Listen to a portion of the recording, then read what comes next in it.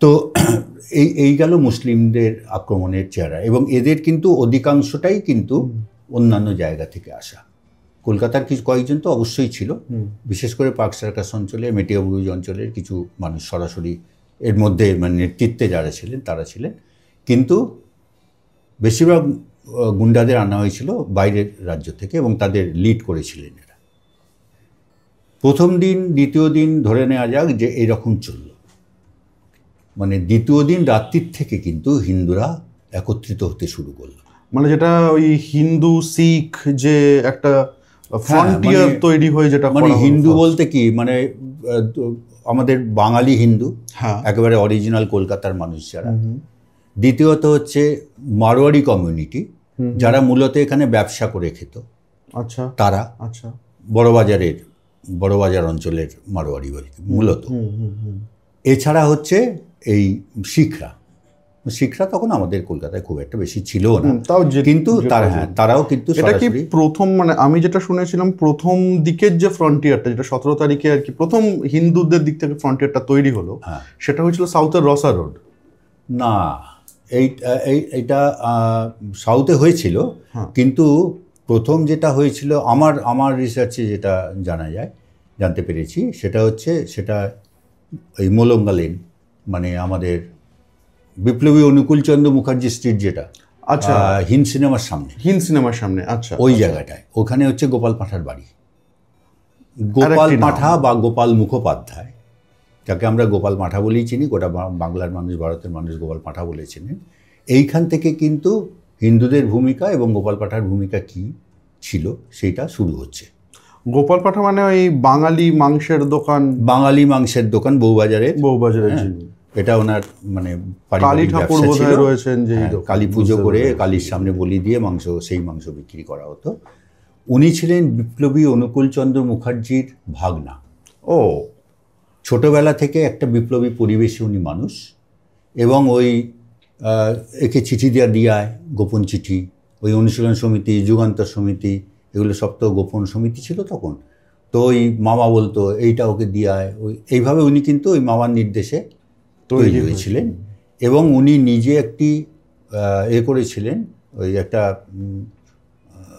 সংঘ type তৈরি করেছিলেন, যারা মূলত সামাজিক ভূমিকা পালন করতো, মরা পোড়ানো, কোথাও কেউ অসুস্থ হয়েছে হসপিটালে নিয়ে যাওয়া, এই সমস্ত কাজের সঙ্গে উনি সামাজিক কাজের সঙ্গে ভীষণভাবে যুক্ত ছিলেন। বিয়ে থা করেননি, মাংসের দোকান থেকে আয় হতে যা, তাই নিয়ে উনি খুশি ছিলেন। উনি যখন দেখলেন যে এইরকম একটা ঘটনা ঘটছে, তখন আরও কয়েকজন ওনার সাগরেদ বলতে যারা বোঝায় তাদের ডেকে আনলেন। দেখো, গোপাল মুখার্জিকে নায়ক আমি বানাচ্ছি না, অনেকে নায়ক বানিয়েছে, কেউ উপন্যাস লিখেছেন। আমি গোপাল মুখার্জিকে নায়ক বানাবো না, কিন্তু as an initiator in favour of Hindus, মানে একেবারে রক্ষাকর্তা হিসেবে যে ভূমিকাটা নেওয়ার কথা, সেটা কিন্তু ওয়ান অফ দি মেজর মানে কী বলবো ফ্রন্ট র্যাঙ্কার যিনি ছিলেন তিনি কিন্তু গোপাল মুখোপাধ্যায়। ঠিক আছে, এই গোপাল মুখোপাধ্যায়ের পাশাপাশি যারা ছিলেন তাদের মধ্যে ছিলেন বিখ্যাত, এরা প্রত্যেকে বিখ্যাত। একটা বই পাওয়া যায়, কি বই? গুন্ডাজ অফ ক্যালকাটা। হ্যাঁ, নাম শুনেছি। এই গুন্ডাজ অফ ক্যালকাটাতে এইসব নামগুলো পাবে। ভানু বোস, প্রফুল্লকান্তি ঘোষকে চেনো তো? হ্যাঁ, প্রফুল্লকান্তি ঘোষ মানে যুগান্তরের মালিক ছিলেন, পরবর্তীকালে এডিটর হয়েছিলেন। প্রফুল্লকান্তি ঘোষ, শতদা যার নাম ছিল, কংগ্রেস করতেন। আচ্ছা, রঞ্জিত সাহা, মলয় সরকার, সুকুমার বসু, সুখদেও সাহা এবং রাম চ্যাটার্জি ছিলেন আমাদের বামফ্রন্টের মন্ত্রী পরবর্তীকালে 77-এর পর। উনি মার্ক্সবাদী ফরওয়ার্ড ব্লক দলটা এগিয়ে নিয়ে গেছেন। উনি দলটা তৈরি করেছিলেন, মার্ক্সবাদী ফরওয়ার্ড ব্লক, এবং উনি কিন্তু বেসিক্যালি গুন্ডা ছিলেন। ওনার আমরা হিস্ট্রিতে পাচ্ছি, কলকাতা 46-এর হিস্ট্রিতে উনি রাজা দীনেন্দ্র স্ট্রিট দিয়ে ঢুকছেন উনি। আচ্ছা, একটা জিপ গাড়ি, সেই জিপে ওই সেনাবাহিনীর ফ্ল্যাগ লাগিয়ে দিয়েছেন, আর রাম চ্যাটার্জি নিজে সেনাবাহিনীর ইউনিফর্ম পরেছেন। নেমে ওই দীনেন্দ্র স্ট্রিটের একটা জায়গায়, বিবেকানন্দ মুখার্জির বাড়ির কাছাকাছি, ওইখানে একটা জায়গায় দেখা যাচ্ছে যে প্রচুর মুসলিম জড়ো হয়েছে, 200-250 মুসলিম জড়ো হয়েছে একটা বাড়িতে আক্রমণ করার জন্য।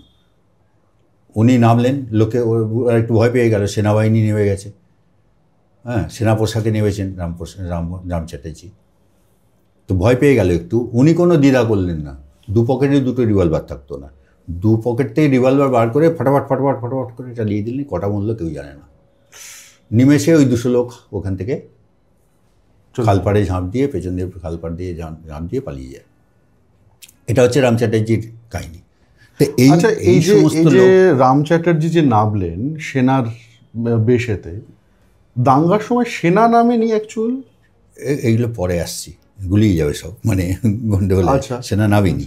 আচ্ছা, এই এই এই এই যে যাদের নাম বললাম এরকম আরো অনেকে ছিল। আচ্ছা, যুগল কিশোর ঘোষ ছিল বেলেঘাটার।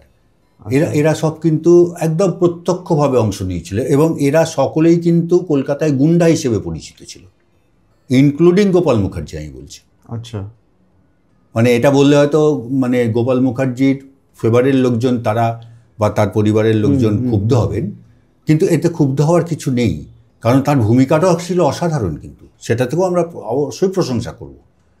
কিন্তু তার মানে এই নয় যে তিনি যেটা সত্যি সেটাকে অস্বীকার করা, সেটা অস্বীকার করার কোনো জায়গা নেই। তো কাউকে নায়ক বানাচ্ছি না আমরা, মুসলিমদের কাউকেও নায়ক বানাচ্ছি না, হিন্দুদের কাউকেও নায়ক বানাচ্ছি না, ইন্ডিভিজুয়াল কেউ নায়ক হতে পারে না, কারণ এত বড় দাঙ্গা ভারতবর্ষে এর আগে কখনো হয়নি। সেইখানে কোনো একজন সবাইকে বাঁচিয়েছে এটা তো হয় না, প্রত্যেকের অংশ ছিল।